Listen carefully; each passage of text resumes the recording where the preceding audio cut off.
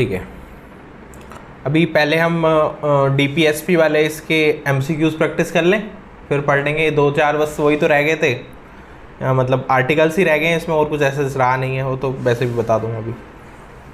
तो MCQs practice कर लेते हैं, साथ साथ कवर अप होता चलेगा सिलेबस।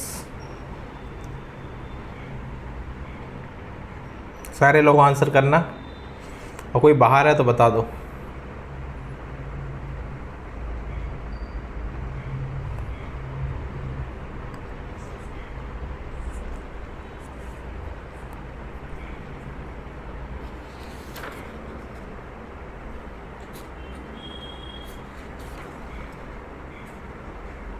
चलो पहला क्वेश्चन है, विच of the following statement about, दिख रहा है ना थोड़ा सा, आई थिंक दिख रहा होगा, विजिबल होगा सभी को, हाँ ठीक है। Which one of the following statements about a uniform civil code is correct, it is binding to the state that uniform civil code must be applicable to all, the provision of regarding a uniform civil code is contained in a part 3 of the constitution. थोड़ा सा detail question है, but I hope आप answer कर पाओगे, तो बताओ।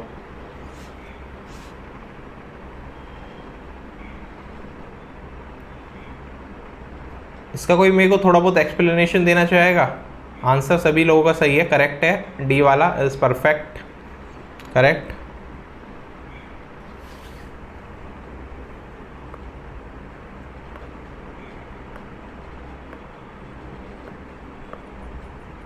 हाँ, एक तो पार्ट 4 के अंदर है, और दूसरा ऐसा थोड़ी है बाइंडिंग है, मतलब कि सारा ही एप्लीकेबल करना है या फिर ये सब करना है। DPSP तो वैसे भी बाइंडिंग नहीं है ना।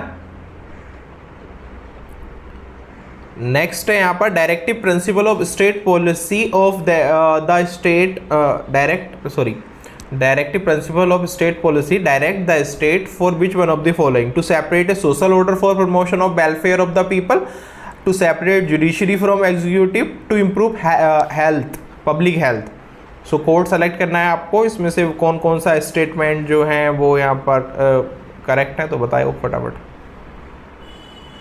1 2 3 बताया आपने, और इसके बाद हर भी 1 2 3 बता रहा है, बाकी लोग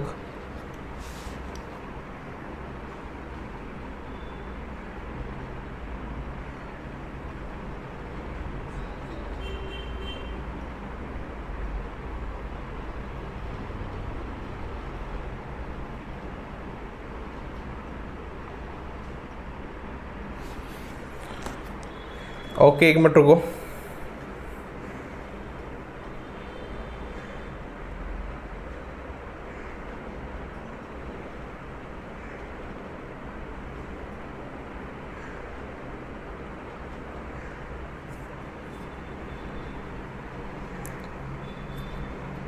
इसका सही आंसर डी वाला है। सी जिन भी लोगों ने सभी ने बताया, तुम लाइवा और आशीष ने बताया, सी गलत है, डी आंसर करेक्ट है। अथर का और प्रतीक्षा का और किसने बताया था,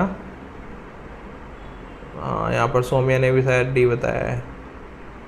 हाँ, because of due to the article 50 of Indian constitution. Article 50 के अंदर क्या है, सेपरेशन है ना, याद आया article 50, to ensure social forms the promotion of social welfare, to separate judiciary from executive, to improve public health.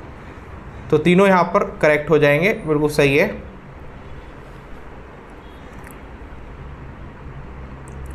Next है यहाँ पर, consider the following statement, directive principle of state policies are directive in nature of ideal of the state, directive influencing and shaping the policy of state, non justiciable rights of the citizens. 3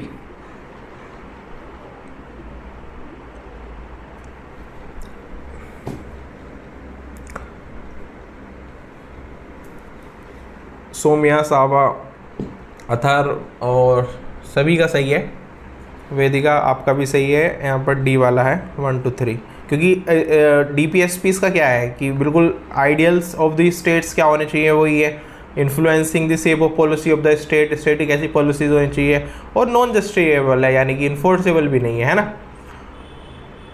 next है यहाँ पर, which of the following statements about the changes made for the second amendment to the constitution related to the directive principle of state policy are correct. It enable state to provide free legal aid to the citizens. It provide state to secure all participations of workers in management of undertaking. It required state to minimize inequalities in income and status. 4 का मतलब ये 4 question जो है इसका answer बताओ कौन सा है? वेदिका D Diksha D and third with D.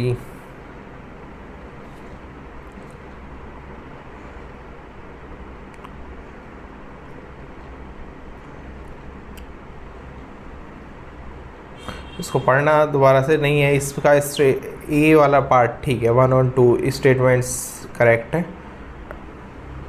ये मिनिमम वाला पहले से ही था या फिर किसी और उसमें है? नेक्स्ट है यहाँ पर which one of the following is real guiding factor for the state to meet social needs for the establishment of new social order? Fundamental rights, preamble of constitution, directive principle of state policy, distribution of power. 5th question का answer करना, which of the following is the real guiding factor? Real guiding factor कह रहा है ये state के लिए क्या है, तो इसी बात है हम यहाँ पर कहेंगे DPSPs जो है वो यहाँ पर सोशल नीड्स को फुलफिल करने के लिए एक रियल एक तरह से गाइडिंग फैक्टर है। बिल्कुल करेक्ट है सभी लोगों का। नेक्स्ट क्वेश्चन आंसर करो, which one of the following is not state as a DPSP in the constitution of India? कौन सा इनमें से नहीं है? नोट लिखा है, नोट भी ध्यान से पढ़ लिया करो, मेरे से तो कई बार ये नोट छूट जाता था पहले, तो इस चक्कर में क्वेश्चंस गलत हो जाते हैं, है ना। हाँ, वेदिका ने बिल्कुल पिन पॉइंट सही किया। यहाँ पर आर्टिकल 30 के अंदर है, क्या है आर्टिकल 30 के अंदर? कौन सा ऑप्शन है इनमें से आर्टिकल 30 के अंदर?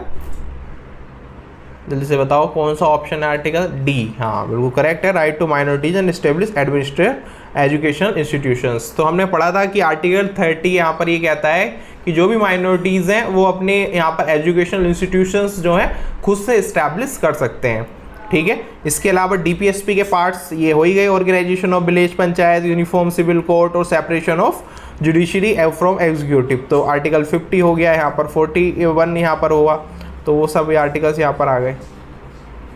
नेक्स्ट असर्शन और रीजनिंग वाला क्वेश्चन है। यहाँ पर असर्शन ये है कि यहाँ पर the directive principle of state policy contained in the constitution of India are relevant in determining the limits of reasonable restriction laid down in article 19 dealing with the fundamental right to freedom. इसका एक कारण ये बता रहे हैं, the fundamental right is in the part 3 of the constitution have been suppressed नहीं है, superseded by the DPSP, basically directive principle. थोड़ा सा सोचो और इसका क्या सही आंसर होगा वो बताओ।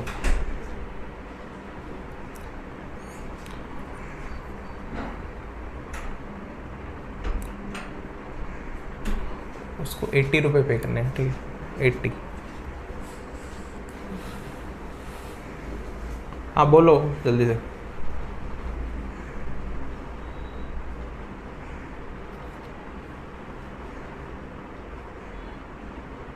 क्या कह रहे हो सारे लोग? सी प्रतीक्षा और सौम्या नहीं बताया। लाइवा बताओ फटाफट।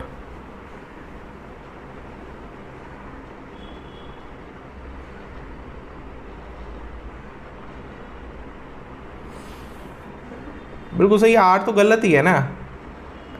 ए is true, R is false, सही है। चलो नेक्स्ट बताओ, thought of the directive principles contained in the constitution are not enforceable by any court, yet there are fundamental in governance of the country, binding on state, enforceable at the insistence of the president of India and superior to the fundamental right। Screen नहीं दिख रही है बाकी लोगों को? Screen live I think तुम्हारी side से कुछ इशू है क्या, देखना एक बार। हाँ क्वेश्चन नंबर 8 पर थे ना हम लोग, तो बताओ फटाफट। क्वेश्चन नंबर 8 अत्थर ने बताया ए, सावा का ए, कर्तव्य का ए, प्रतीक्षा वेदिका का भी, ठीक है बिल्कुल सही है। ऑब्वियसली बात है, फंडामेंटल्स होते हैं किसी भी गवर्ने मतलब कंट्री के, है ना। Fundamental in the governance of country. Next है यहाँ पर, which of the following are included in the directive principle of the state policy in constitution of India. ये तुम्हें सारे याद हो जाएंगे अगर तुमने ये प्रैक्टिस अच्छे से कर लिए तो। बताओ कौन कौन से सही हैं, इसमें से सभी सही हैं या फिर कोई गलत है। डी को लॉक कर दिया जाए। ये कौन बता रहा है, ये किसने बताया, सौम्या बता रही है। ये कैसे, मॉन्यूमेंट्स का पढ़ा था ना, किस में था, कौन से आर्टिकल में है, वेदिका बताओ फटाफट। मॉन्यूमेंट्स कौन से आर्टिकल्स में है? 49 में है सर शायद। 49। हाँ, तो उस हिसाब से डीपीएसपी के अंतर्गत ही आ गया, तो 1 2 3 कल पढ़ा भी था।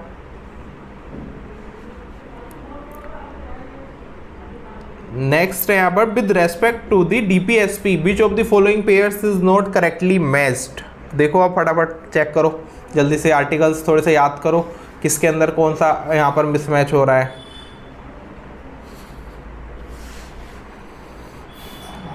42 सर ए। नहीं वो तो ठीक है, गलत है क्या ये भी?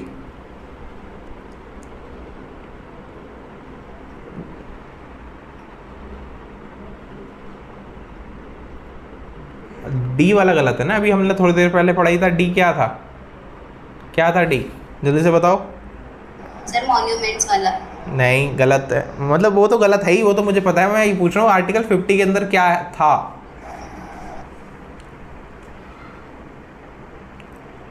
Separation of judiciary from executive, separation था, सेपरेशन याद करो, अभी तो करा था। जस्ट प्रेजेंस ऑफ माइंड अपनी क्लास में रखो। Which of the following is not DPSP, बताओ। The state shall endeavour to secure of the citizen in a uniform civil code. The state shall be promote with special care for the educational and economic interest of the weaker section. The state endeavour to promote adult education to elementary illiteracy. जल्दी से बताओ 11।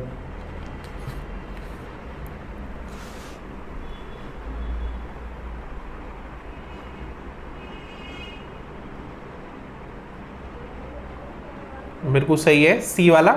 हमारे उसमें ऐसा तो है नहीं कि एडल्ट एजुकेशन का कोई प्रावधान है डीपीएसपी में, है ना, ये तो अपने आप मिलती है जादुई तरीके से, है ना। तो इसका कोई भी वो नहीं है प्रावधान। अब धीरे धीरे क्या पता शायद कुछ कुछ नए उसमें इंक्लूड कर रहे हो,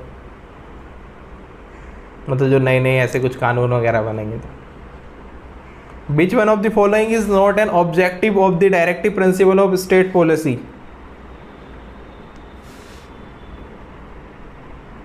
वेलफेयर स्टेट करेक्ट है, सोशियो इकोनॉमिक जस्टिस भी करेक्ट है, रिलीजियस स्टेट की बात नहीं है, सही है सी वाला। यहाँ पर रिलीजियस स्टेट बनाने के लिए थोड़ी कहा गया है उसमें कहीं भी डीपीएसपी में। नेक्स्ट है असर्शन और रीजन वाला क्वेश्चन आ गया है। फिर the directive principle of state policy are not enforceable by any court. बिल्कुल सही बात है। इसका रीजन ये कह रहे हैं the directive principle are more or less fundamental governance of the country.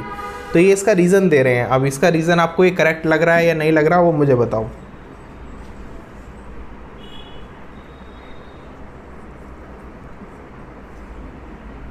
Assertion जो अपने आप में स्टेटमेंट है वो भी ठीक है, रीज़न जो है वो अपने आप में ठीक है, लेकिन ये इसका कारण नहीं है, है ना। तो कौन सा हो जाएगा, बी वाला पार्ट बिल्कुल ठीक है। Both A R individually true हैं, बट आर जो है इसकी करेक्ट एक्सप्लेनेशन नहीं है।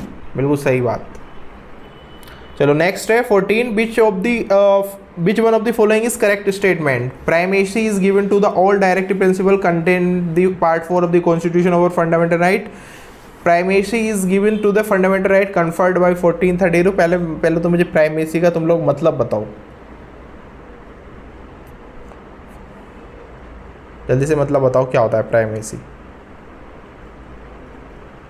सर प्राथमिकता।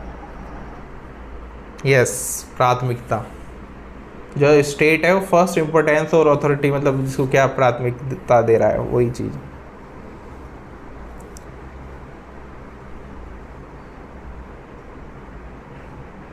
चलो तो अब मीनिंग पता चल गया, तो फटाफट बताओ कौन सा इसका आंसर होना चाहिए।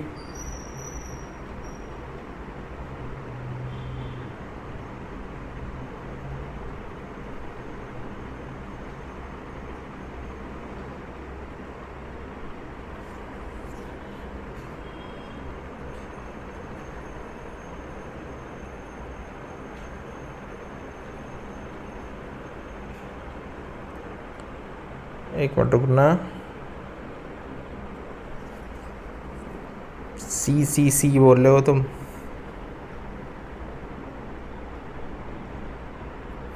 इसका सही सी वाला नहीं है।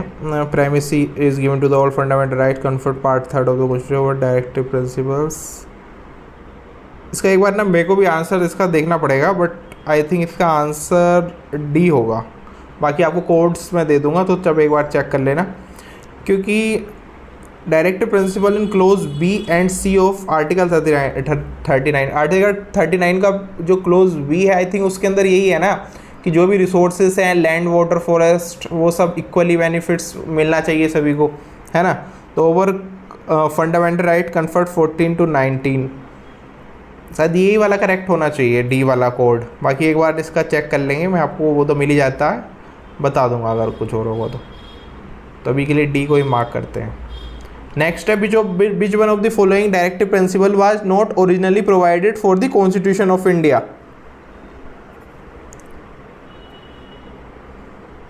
बताओ फटाफट।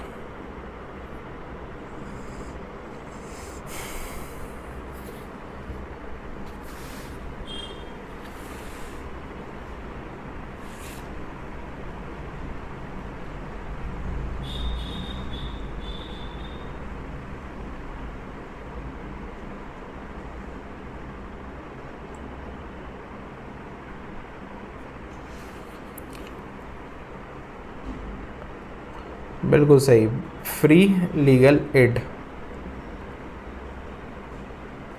नेक्स्ट है the term equal pay for equal work is a, क्या है ये? इक्वल पर वर्क फॉर इक्वल पे, तो एक डीपीएसपी है, ठीक है। नेक्स्ट है असर्शन और reason. Secularism is the basic feature of constitution of India in the sense that state should be neutral to different religions. तो ठीक है, पहला स्टेटमेंट। रीजन ये कह रहे हैं कि one of the directive principle of state policy that will be the part of the duty of the state to improve breed of cattle and stop slaughter of the cows and calves, यानी कि बछड़ों और गाय का slaughter होना। तो तुम्हें इससे इसका क्या लेना देना लग रहा है? लग रहा है कुछ लेना देना?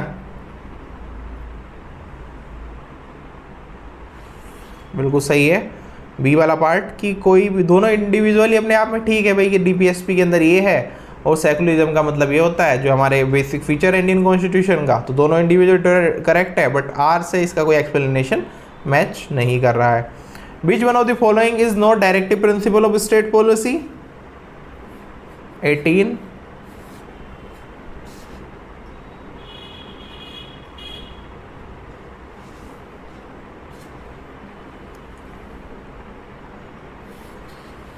बिल्कुल सही है बी वाला, uniform civil code for citizen और non citizens. Directive principle of, बस कुछ रह गए हैं, थोड़े से क्वेश्चंस हैं, फटाफट कर लेते हैं। Directive principle of state policy are conscience of the constitution of embody social philosophy of constitution was described by. तो ये गार्बिल ऑस्टिन ने करी है, या तो केसी बेहरे, ये केसी बेहरे करके कुछ इनका नाम है, बहरे तो नहीं, बोहरे बोलते हैं, बोहरे इन्हें कुछ ऐसे कुछ प्रोनाउंस, बोहरे, ठीक है। या तो इनका या कोई एक ऐसा क्वेश्चन मतलब फिलोसफी ऑफ कॉन्स्टिट्यूशन से रिलेटेड कुछ ना कुछ पूछ लेते हैं, और मोस्ट ऑफ 90% केसेस में या तो ऑस्टिन वाला करेक्ट होता है या केसी वाला करेक्ट होता है। कभी कभी बी आर अम्बेडकर का भी पूछ लेते हैं जैसे, बस लेकिन उनका वही है ना सोल एंड को, वो सोल एंड हार्ट वाला।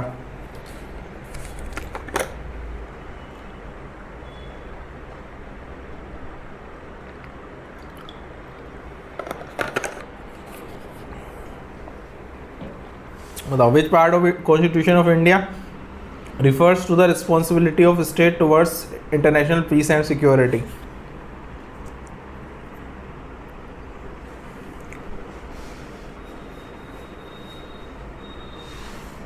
ऑब्वियसली बात है डीपीएसपी के अंदर चर्चा है, और ये किस सेक्शन में चर्चा है? बिल्कुल सही, जहाँ पर हमने बात की है कि इंटरनेशनल लॉज का हमें रेस्पेक्ट करना चाहिए, सम्मान करना चाहिए, article 51। Which one of the following statements are correct? बताओ 21 का आंसर फटाफट। 42nd Amendment of Constitution of India gave primacy to the DPSPs over fundamental rights. Minerva Mills ruled that there was the balance between Part 3rd and Part 4th of the Constitution. National Commission of Review Working Constitution had recommended the principles made justiciable.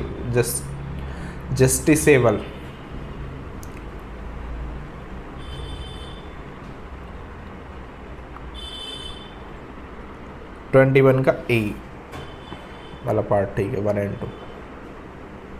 प्रतीक्षा का सही है, A 1 and 2. Next है certain laws covered under article 39B and C has been given protection shield against some of the fundamental rights. The directive principles are also regarded relevant for considering what are the reasonable restrictions under article 19. तो क्या ये इसका कारण है? बिल्कुल भी कारण नहीं है. जो दोनों है वो इंडिविजुअली ट्रू है, बट आर जो है करेक्ट एक्सप्लेनेशन नहीं है ए का. नेक्स्ट बताओ, थोड़ा जल्दी करते हैं, अब क्लास में पढ़ना भी है बाकी. Which of the following is are directive principle of state policy. बताओ कौन सा सही है, कौन सा सही है, जल्दी से आंसर करो, सभी लोग आंसर करो.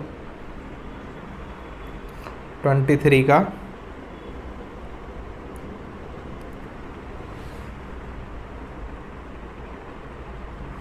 ये पहले तो साइंस एंड टेक्नोलॉजी का कहाँ लिखा हुआ है कि हम उसमें प्रमोशन करेंगे, मुझे तो नहीं लगता लिखा हुआ है ना. इसके अलावा the state shall endeavour secure बिल्कुल भी नहीं है. The state set develop population, हाँ ये कह सकते हैं, ये भी नहीं है. ES3 वाला सही है, C वाला करेक्ट कोड हो जाएगा. The directive principle of state policy are fundamental for. हाँ प्रतीक्षा. सर इसमें 2 करेक्ट है, लेकिन आपने ऊपर क्रॉस भी लगाया. थ्रू आउट इंडिया मतलब आई डोंट थिंक कि सिविल यूनिफॉर्म सिविल कोड कोई वो थोड़ी है कि मतलब सब जगह पे होना ही चाहिए. तो सर इसमें फिर सेकंड ओनली करेक्ट कैसे हुआ? अरे अच्छा, सॉरी मैंने नीचे गलत वो लगा दिया है. 1 मिनट, इसमें ऑप्शंस में तो शायद ये है नहीं ना, ये वाला ओनली 3 वाला.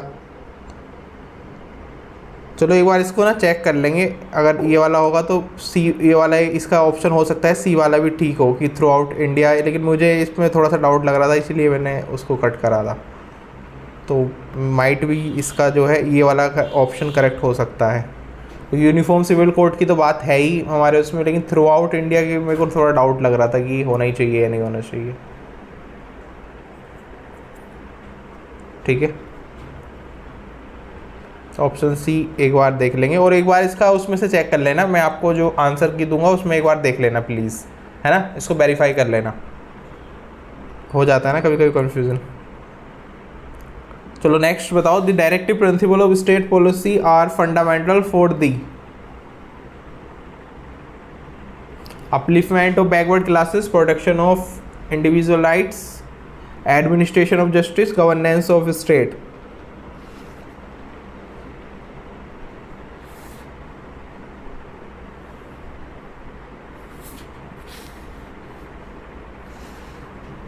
तो ऑब्वियस सी बात है इसका हो जाएगा डी वाला पार्ट करेक्ट. चलो बस 5 क्वेश्चंस हो रह गए हैं, फटाफट करते हैं. असर्शन है any individual affected due to the violation of any of directive principle of the state policy can not move to the court. The directive principles are not justiciable. ये इसका कारण है. तो क्या कौन सा सही होना चाहिए इसमें से? अथर, प्रतीक्षा, सावा, वेदिका सबका सही है. बोथ आर इंडिविजुअली ट्रू, बिल्कुल सही बात है, और आर जो है उसका करेक्ट एक्सप्लेनेशन है ना. विच one of the following statements regarding the current status of relationship between fundamental rights and directive principle of the directive principles is correct? 26.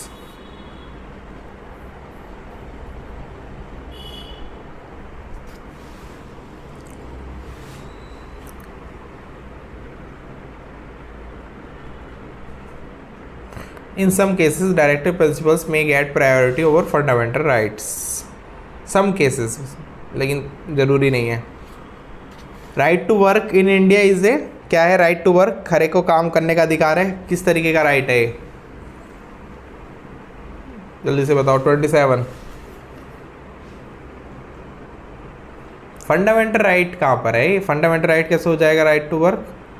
अच्छा, अगर मुझे काम नहीं मिल रहा तो मैं कोर्ट मूव कर सकता हूँ कि मुझे काम दो, काम दो। अर्नब गोस्वामी वाली तरह।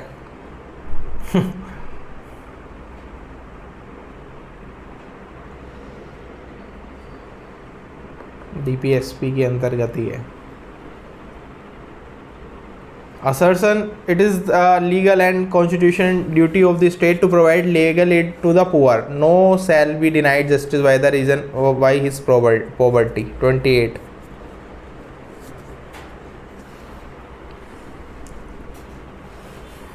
सही है। Both are individual are the correct explanation of fee. Consider the following statement. Directive principle of state policies are 29.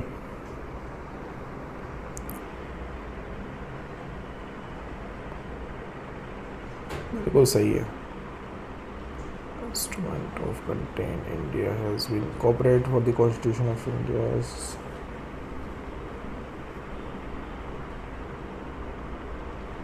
बस चलो हो ही गए हैं सारे क्वेश्चंस। इसका आंसर यही हो जाएगा बस। 30 है ना?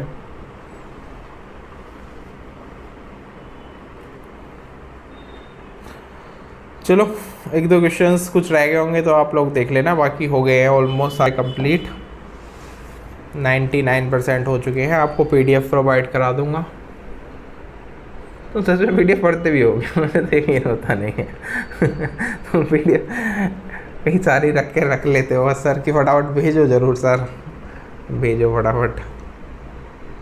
सच में पढ़ते हो तुम पीडीएफ बाद में?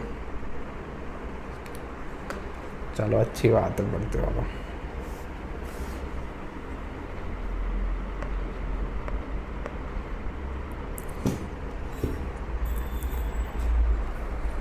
अब 1 सेकंड रुको।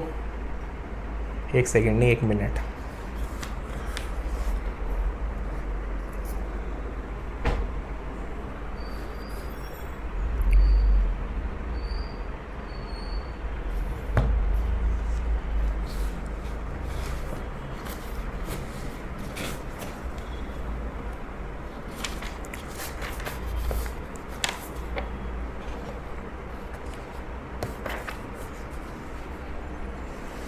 हम देखते हैं यहाँ पर पहले कल को हमारे कौन कौन से आर्टिकल्स रह गए थे।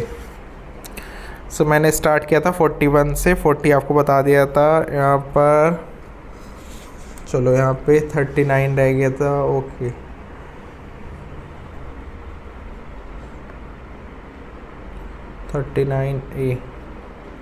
एक 39A बताना है।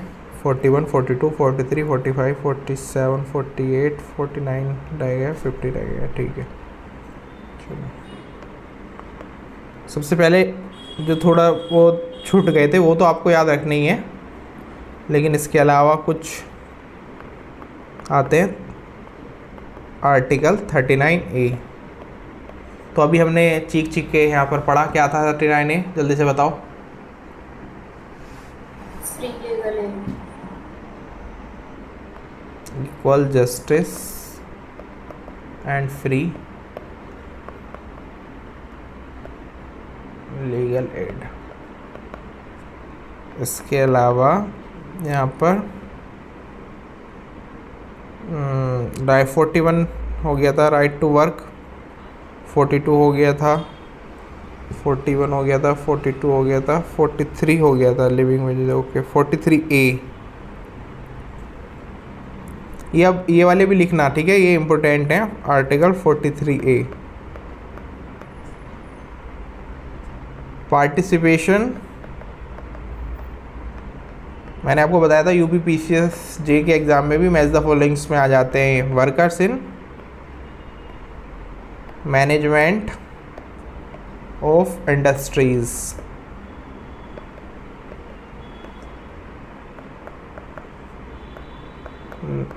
Article 43B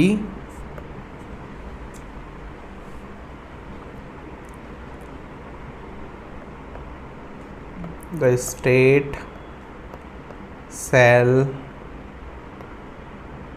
endeavor to promote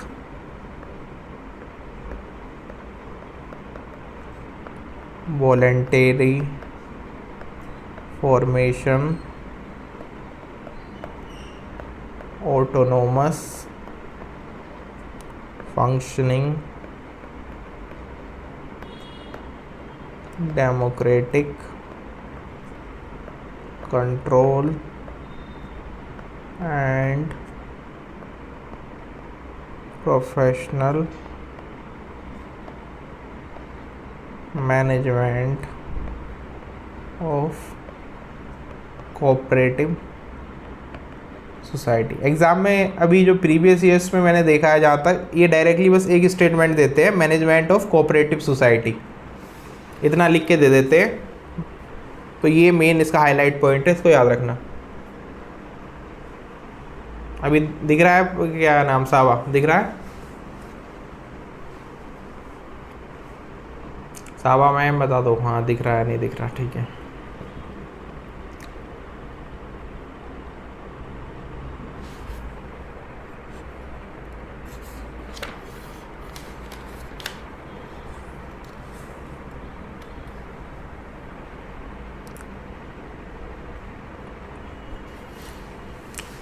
लिख लिया ना? एक मिनट, लिख लिया फटाफट बताओ। 48 के बाद 49 रह गया, 44, 45, 46, 47, 48, 49, ठीक है।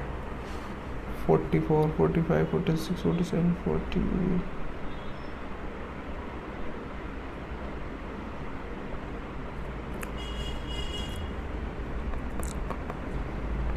Next article 48, organisation of agriculture and animal husbandry.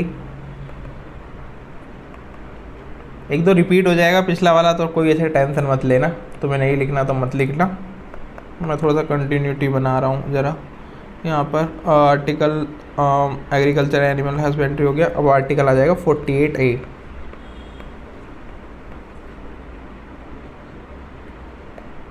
Protection and improvement of environment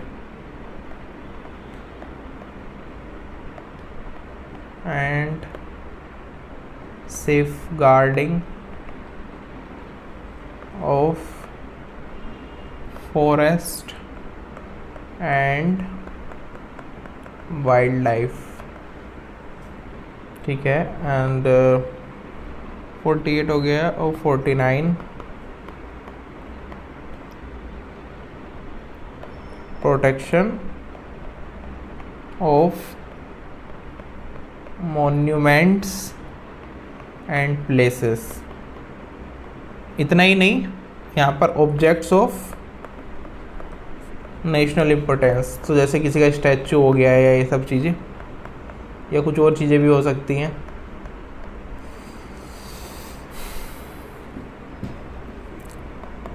इसके अलावा article 50, separation of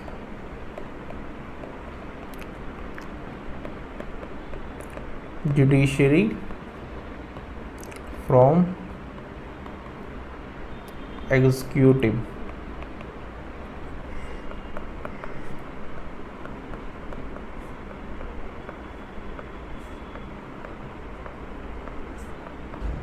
promotion of international peace and security.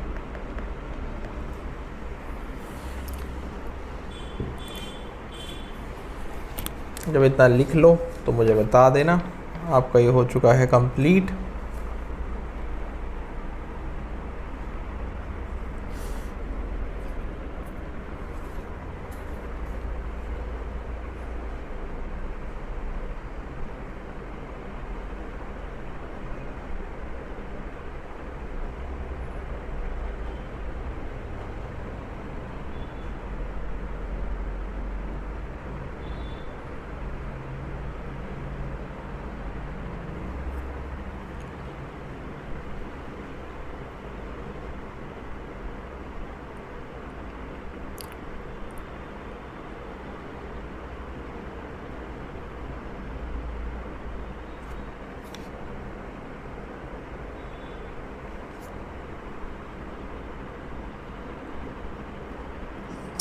Sir थोड़ा सा ऊपर कर दो ये बन गया।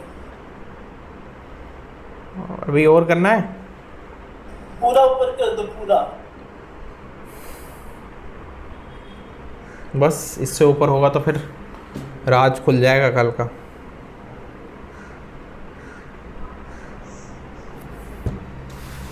ठीक है, ये लिख लिया इतना सभी ने। अब इसके बाद हम थोड़ा सा फंडामेंटल राइट्स और डायरेक्टिव प्रिंसिपल के डिफरेंसेस को समझेंगे। कई बार मेंस में भी डायरेक्टली क्वेश्चन आ जाता है, आप लोगों को पता भी होगा, अभी तक आप समझ गए होंगे, लेकिन फिर भी मैं लिखवा देता हूँ। पॉइंट्स ऑफ डिफरेंस, FR और यहाँ पर DPSPs। FR समझ गए हो ना, फंडामेंटल राइट्स। सबसे पहले बताओ पार्ट ऑफ कॉन्स्टिट्यूशन में कहाँ पर है? जल्दी से आप लोगों के सहयोग से जल्दी जल्दी हो जाएगा। मतलब इसको ऐसे करके टेबल बना लेना अपने हिसाब से, जैसे बनानी है, मैं तो अभी ऐसे ही लिख रहा हूँ। ऐसे करके टेबल ड्रॉ कर लेना। क्या लिखूँ? पार्ट 3 के अंदर है। और आर्टिकल कहाँ से कहाँ तक लिखूँ? ये पार्ट 4 के अंदर है। क्या लिखूँ आर्टिकल्स फंडामेंटल राइट्स के? Article 12 to 35 fundamental right. बिल्कुल सही पकड़े हैं। और ये 36 to 51, ठीक है।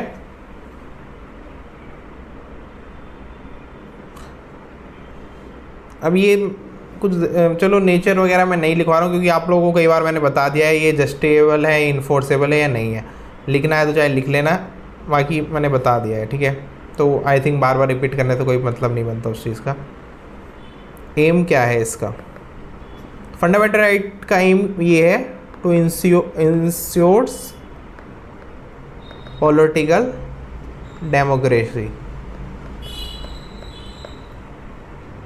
इसका क्या एम लगता है आपको?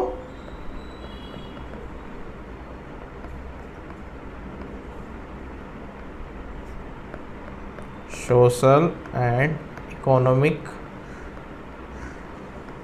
डेमोक्रेसी, ठीक है। इसके अलावा नेक्स्ट आ जाएगा हु इट बाइंड्स, ये किसे बांधते हैं। तो फंडामेंटल राइट्स किसे बांधते हैं ये बताओ पहले तो। हाँ, अमेंड तो कर सकते हैं, उसमें क्या है ऐसा कुछ। आई डोंट थिंक कि कुछ ऐसा नहीं है कि अमेंड नहीं कर सकते। एक बार और देखना पड़ेगा, मुझे लगता है अमेंड तो कर सकते होंगे, ऐसा कुछ थोड़ी होगा।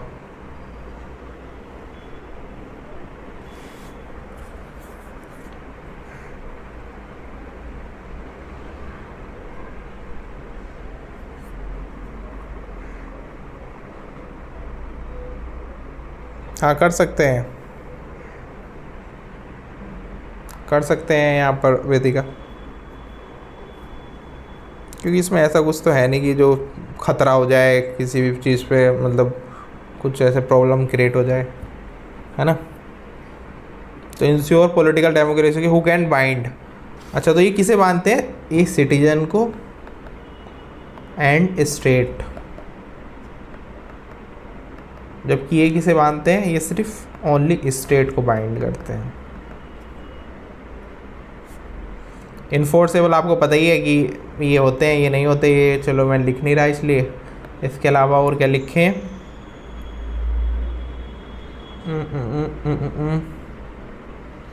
चलो इनके सोर्स ऑफ इंस्पिरेशन आपको याद दिलाता हूँ वापस से। हम लोगों ने पहले पढ़े थे, बताओ जल्दी से कौन से इससे आए हैं? इन सोर्स ऑफ इंस्पिरेशन कहाँ है? यूएस। सर डीपीएसपी तो आयरिश कॉन्स्टिट्यूशन से आया ना। हाँ हाँ, तो मैं कब मना कर रहा हूँ कि उससे नहीं आया। आयरिश कॉन्स्टिट्यूशन लिख लेते हैं, ठीक है।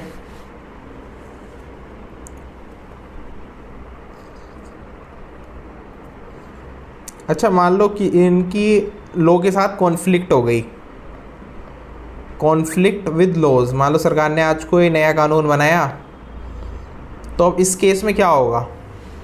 मतलब in case of fundamental rights, अगर कोई भी लॉ जो है हमारे बेसिक फंडामेंटल राइट्स को वायलेट कर रहा है, तो क्या होगा उस केस में?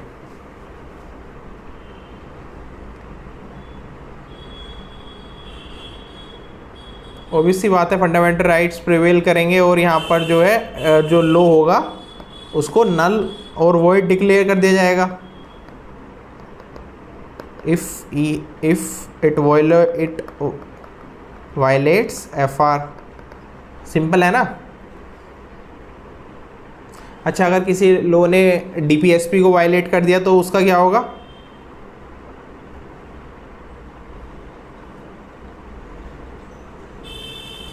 क्या होगा बताओ बाकी लोग? प्रतीक्षा ने तो बता दिया।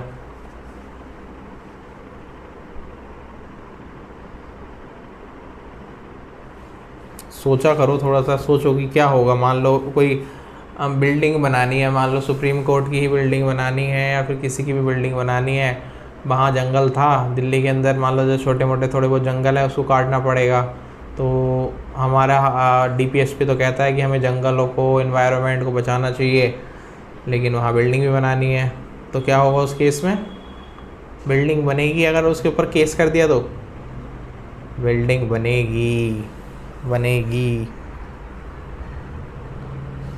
DPSP के केस में can not be invalid.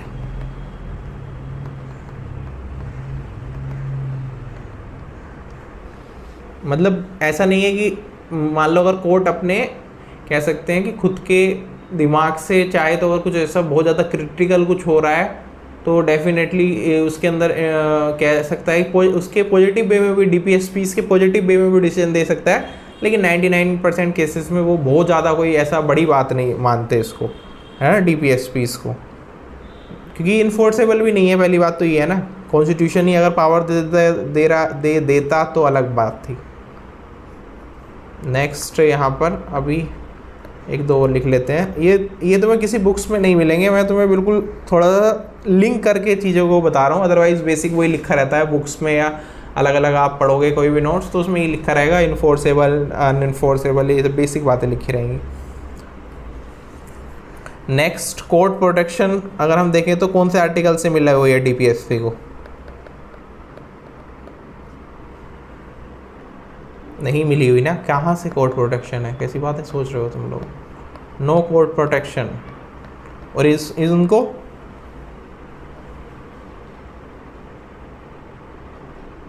Obviously बात है 32 एंड 226। HC के लिए क्या लिखूँ? SC के लिए क्या लिखूँ? HC और HC के लिए क्या क्या लिखूँ? यहाँ पर ये हो जाएगा HC और ये हो जाएगा HC, ठीक है। SC और SC इनका जो फोकस एरिया है, अच्छा क्या लगता है फंडामेंटल राइट्स का फोकस एरिया कहाँ तक है? खुद तक या फिर सोसाइटी तक? ऑप्शन भी दे दिया मैंने तो।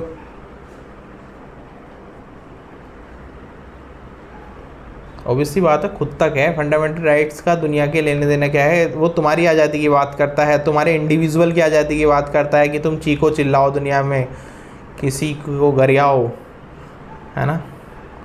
और ये क्या करता है? ये कलेक्टिव वेलफेयर की बात करता है। अब मान लो इन्वायरमेंट बचेगा तो किसी एक को ही ऑक्सीजन थोड़ी मिलेगी, प्रकृति माँ तो सभी को ऑक्सीजन देती है ना, ठीक है।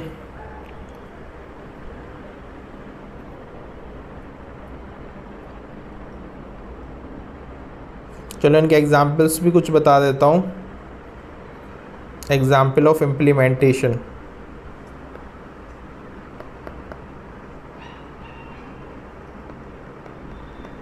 राइट टू एजुकेशन,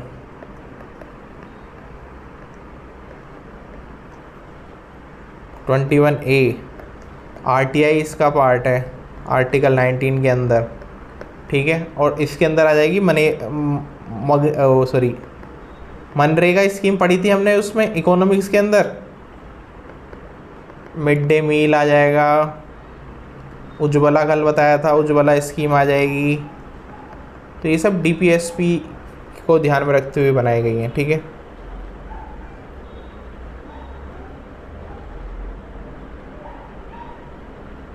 अच्छा मान लो अगर इनमें कॉन्फ्लिक्ट हो जाए फंडामेंटल राइट्स में और इसमें, तो कौन सा प्रिवेल करेगा? तो कॉमन सेंस लगाना गलत मत करना, फंडामेंटल राइट्स ही प्रिवेल करेंगे, ठीक है। इसके अलावा ठीक है बस।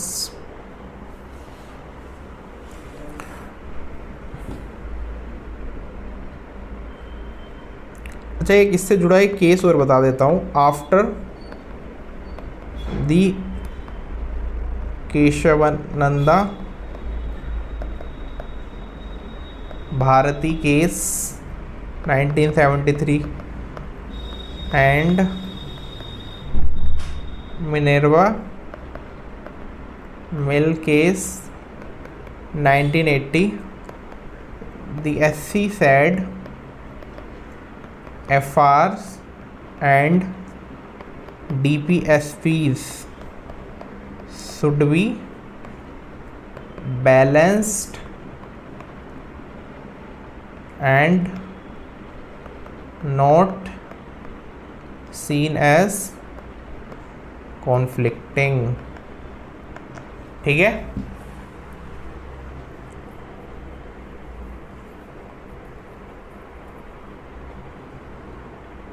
तो ये याद रखना। ये पूछ भी सकता है किस उसमें केस के अंदर और उसके अंदर ये चीज़ें बताई गई हैं। कोई स्पेलिंग समझ नहीं आ रही तो पूछ लेना, मैंने थोड़ा ऐसे ही लिखा है आज।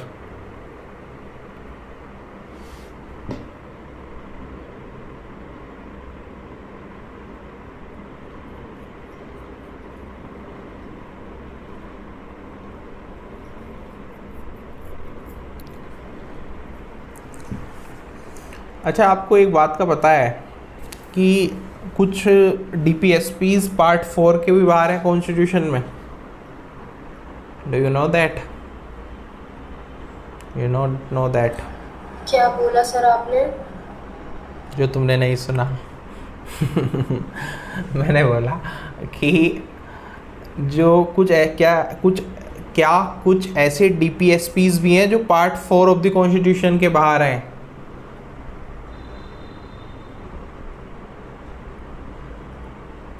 अभी भी आवाज़ नहीं आई क्या प्रतीक्षा? सर आ गई, मैं सोच रही हूँ। हाँ सोचो, प्रोसेसिंग करो, प्रोसेसिंग। गर्मी हो रही है लेकिन CPU गर्म हो जाता है प्रोसेसिंग करने से।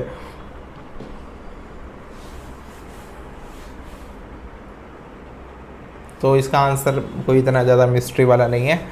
पार्ट 4 के बाहर भी कुछ DPSPs हैं जो कि आर्टिकल 350, 351 और 335 के अंदर यहाँ पर बताए गए हैं।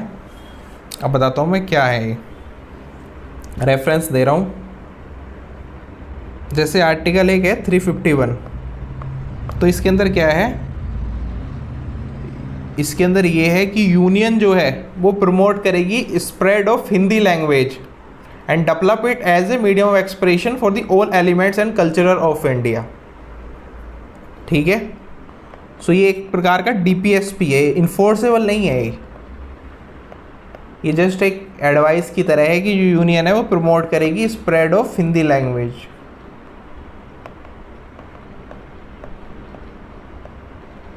ठीक है, ऐसे ही एक आर्टिकल और है,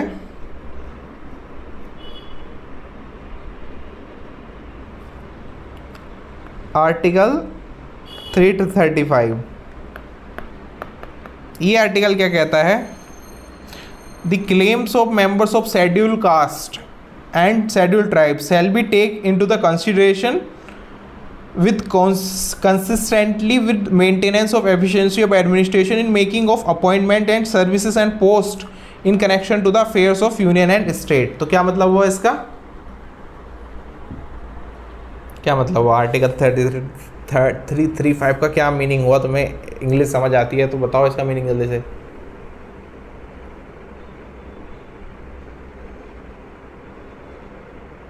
reservation in what term?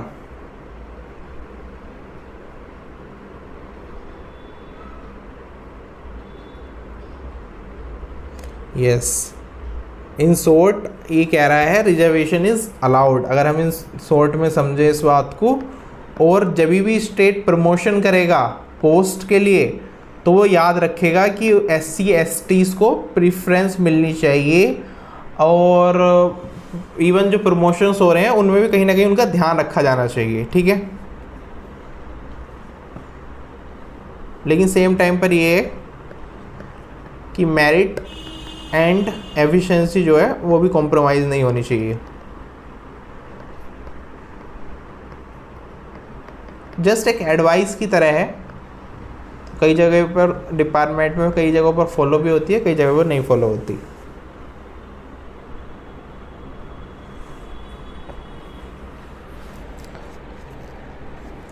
Next इसके अलावा यहाँ पर एक आर्टिकल हो रहा है बस 350A।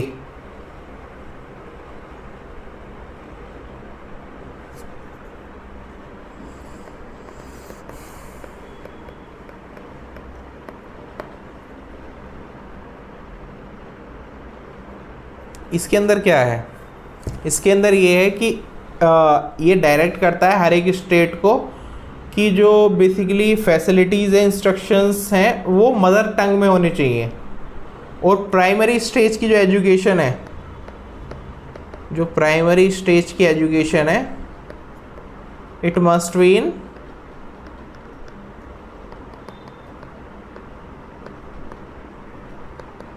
Mother tongue. ठीक है, बस यही है, मतलब बेसिक जस्ट ये आपको बताने के लिए। थोड़ा सा अगर कभी एडवांस आपसे पूछ लेता है एग्ज़ाम्स में, सो आप लोग टैकल कर पाओगे उस चीज़ को। अदरवाइज़ हमें नॉर्मल सभी को यही पढ़ाया जाता है, मतलब आप ही को नहीं, इवन यूपीएससी वगैरह में भी जनरली कई बार मतलब कुछ टीचर इसको अवॉइड कर देते हैं, पार्ट 4 जो इसके बाहर है, और कोई इसको सीरियस लेता भी नहीं है। सो सीरियस जो चीज़ दुनिया नहीं ले रही है उसको तुम्हें सीरियस लेना पड़ेगा, क्योंकि एग्ज़ाम्स का पैटर्न चेंज होते टाइम नहीं लगता है, कुछ भी पूछ लेते हैं, है ना। इसलिए थोड़ा सा बस दिमाग में प्रेजेंस ऑफ माइंड बना के रखना।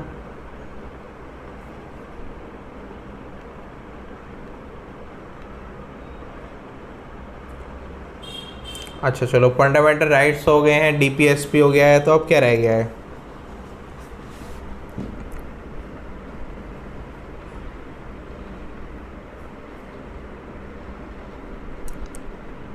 फंडामेंटल ड्यूटीज़ अब रह गई हैं फंडामेंटल ड्यूटीज़।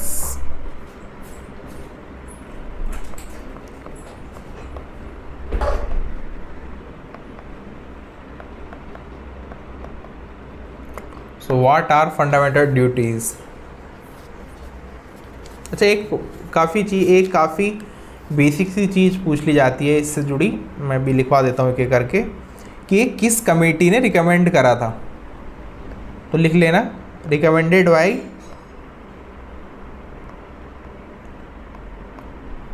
सरदार स्वर्ण सिंह कमेटी। ठीक है, ये लिख लेना, कई बार एग्जाम से बेसिक क्वेश्चन आ जाता है।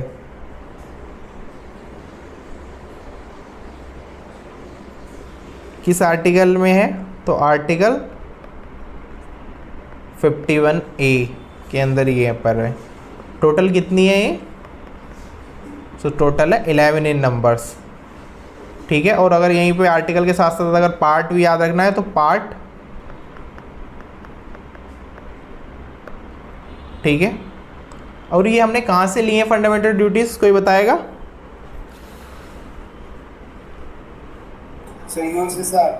यूएसएसआर से लिए, बिल्कुल सही है। ये बेसिक जानकारी इसके बारे में बिल्कुल दिमाग में अच्छे से बैठा लेना, बिल्कुल बेसिक बातें हैं ये। ठीक है, सबसे पहले ये फंडामेंटल ड्यूटीज़ हैं क्या? तो दे आर मोरल ऑब्लिगेशंस। सो सबसे पहले तो बात फिर से याद रखनी है कि लीगली इन्फोर्सेबल नहीं है और ना ही जस्टिसेबल है। ये जस्ट आपकी एक मोरल ड्यूटीज़ की तरह आप समझ लो इनको। तो ये रिमाइंड करती हैं सिटीजन्स को उनकी क्या ड्यूटीज़ हैं, किसके प्रति, उनके हस्बैंड, वाइफ या फिर फैमिली के प्रति, या फिर अपने बच्चों के प्रति, या समाज के प्रति, किसके प्रति? जल्दी से बताओ। सर कंट्री, नेशन के प्रति।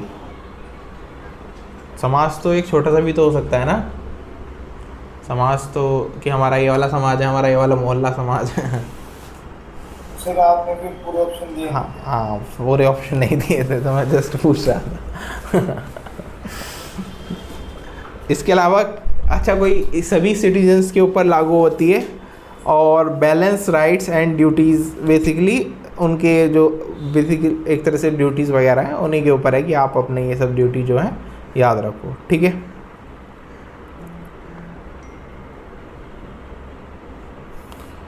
तो जानते हैं क्या क्या है ये, कितनी है कि अभी मैंने बताया था।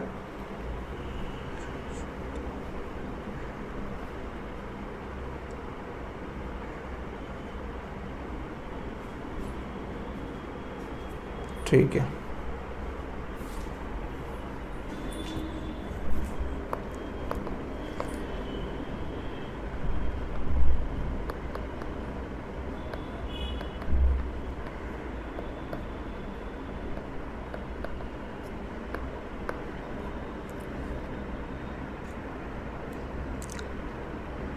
सिंपल वर्ड्स में लिखवा रहा हूँ, छोटा छोटा, बहुत ज़्यादा लंबा लंबा नहीं लिखेंगे कि मतलब पर्टिकुलर, सिंपल वर्ड्स में लिख रहे हैं। Obey the constitution and respect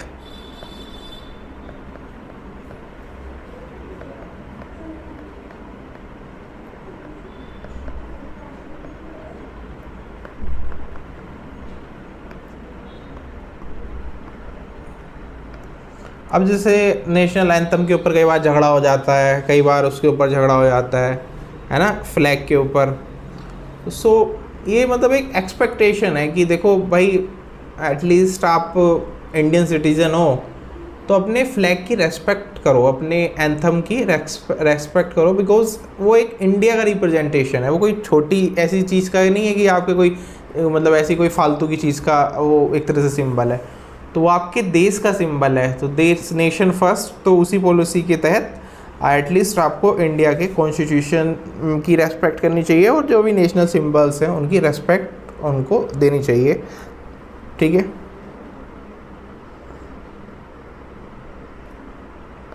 इसके अलावा नेक्स्ट है cherish noble ideas of freedom struggle, okay.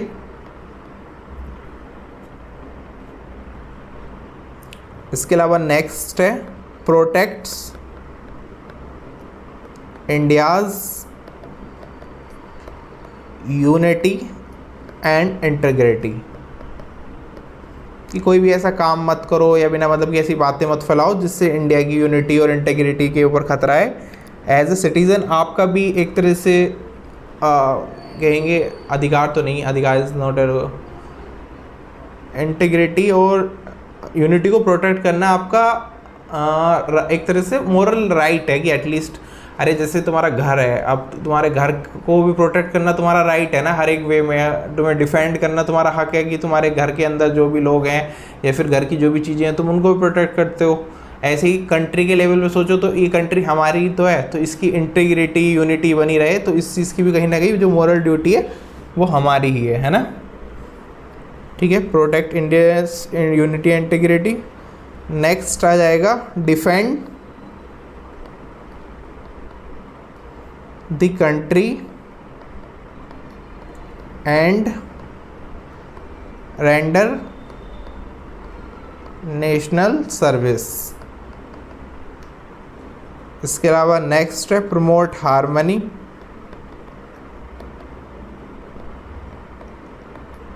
और ये किस चीज़ को लेकर है स्पेशली, हार्मनी किसके बीच में, लड़का लड़की के बीच में, किसके बीच में, जल्दी से बताओ।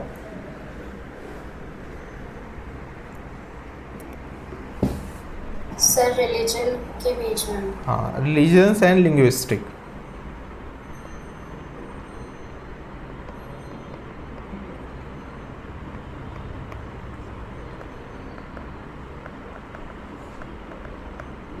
ठीक है। इसके अलावा यहाँ पर safe guard public property and protect the environment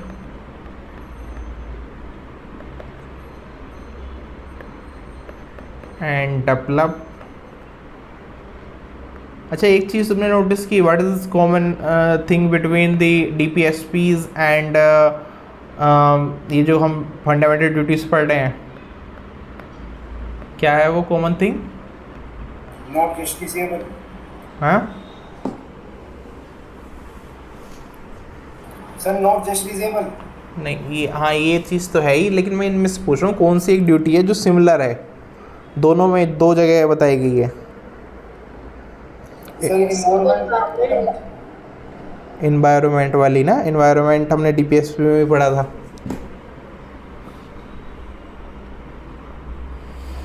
इसको तो फंडामेंटल राइट बना देना चाहिए कि सांस लेना इंसान का हक है और उसको सांस प्रोवाइड कराना सेंटर का काम है, ये यूनियन का काम है कि एटलीस्ट उसको फ्री एयर प्रोवाइड कराई जाए।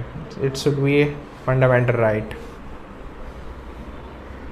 एटलीस्ट सांस पे तो ह्यूमन का अधिकार है, वो तो एटलीस्ट छोड़ देनी चाहिए, बाकी चीज़ें तो हैं जो हैं। सही बात है, नहीं सांस ही नहीं रहेगी तो कहाँ से क्या चलेगा। आजकल लोग वो भी इंस्टॉल करा रहे हैं सब, बड़े बड़े कॉर्पोरेट्स हाउसेस में और सब जगह तो वो लगे रहते ही हैं, एयर फिल्टर्स और सारी चीज़ें, तो वो भी छीन ले रहे हैं ये लोग। सारी गंदी हवा पूरा उसके अंदर डाल देते हैं और अच्छी अच्छी हवा खुद ले रहे हैं। Strive for excellence in all fields, देख लो तुम्हारी भी ड्यूटी है एक्सीलेंस करना सारे फील्ड्स में। इसके अलावा 86 अमेंडमेंट 2002, इससे एक ड्यूटी ऐड की गई थी, 11 हो गई है ना शायद, कौन सी है वो? प्रोवाइड, ये याद भी रखना, एजुकेशन। हाँ, provide opportunities for education to children. ठीक है, तो इतना लिख लो और हमारा ये समाप्त हो जाएगी फंडामेंटल ड्यूटीज़। कल से प्रोसीजर पढ़ेंगे अमेंडमेंटिंग का, द कॉन्स्टिट्यूशन को अमेंड कैसे करेंगे।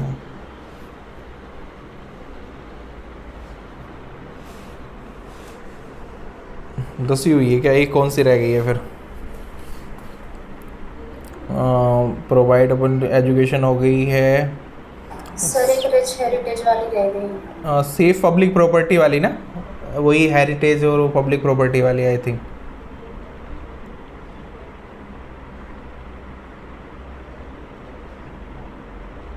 To safeguard public property, ये तो लिख लिया, फिर कौन सी रह गई यार? अच्छा, to value preserve the rich heritage of composite culture, है ना? चलो लिख लो।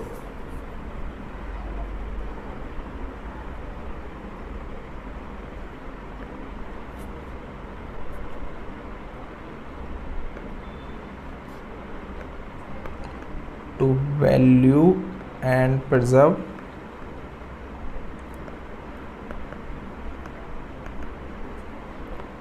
the rich heritage of our composite culture। ठीक है,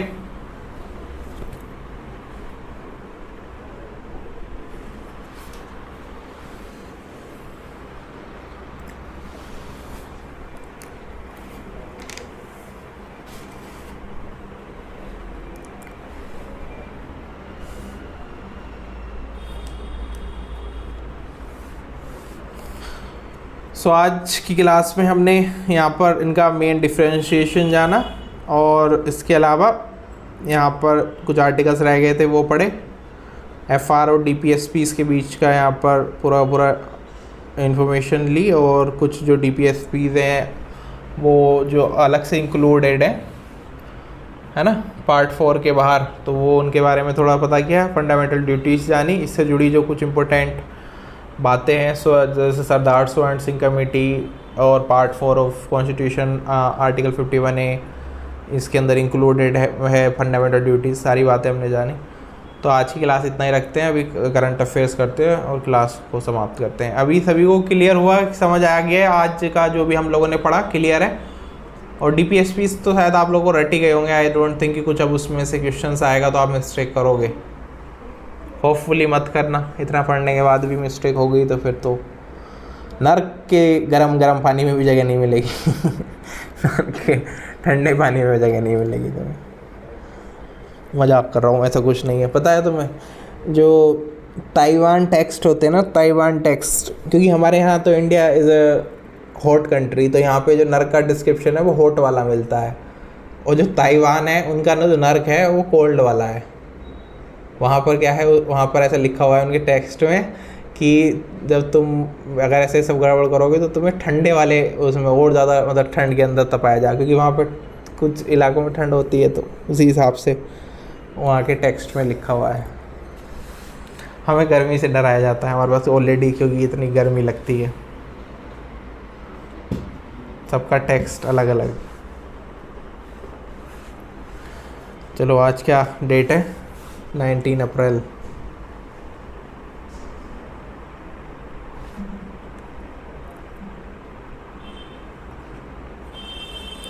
ताइवान था या कोई कंट्री था, मेरे को भी एग्जैक्ट कंट्री में कन्फ्यूज़न हो गया है, कुछ तो है लेकिन है पक्का वो बात जो मैं तुम्हें बता रहा हूँ।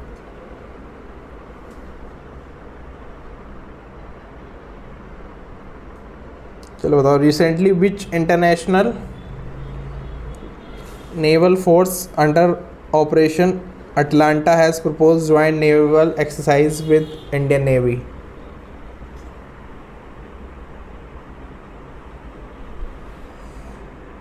यूरोप यूनियन नेवल फोर्सेस, सही है।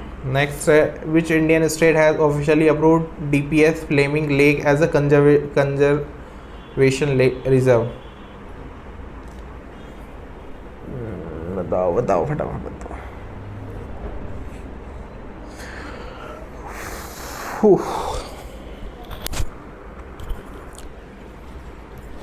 महाराष्ट्र इसका सही आंसर होगा।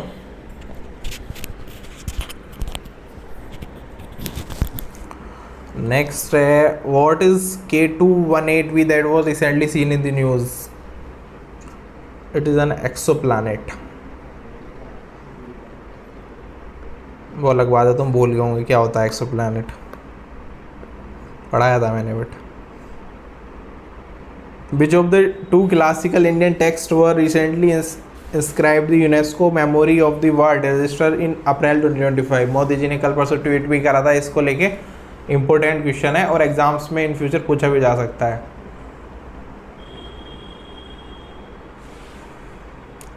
यस, श्रीमद् भगवद गीता एंड नाट्य शास्त्र। World heritage day is observed annually on which day.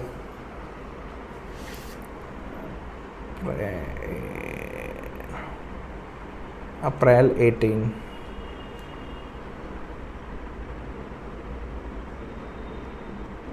Next step, which state government has launched Bhu Bharti portal for land record management?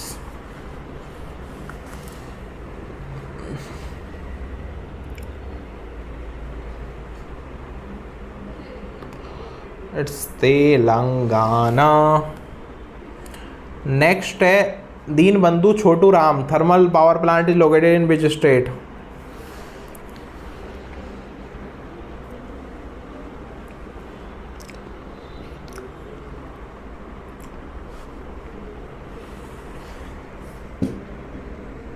Haryana. Next है, which organisation है launch stellar model a new software tool for planning power generation. ये करा है central electricity authority ने। Yimkhiung tribe is primarily found in which state?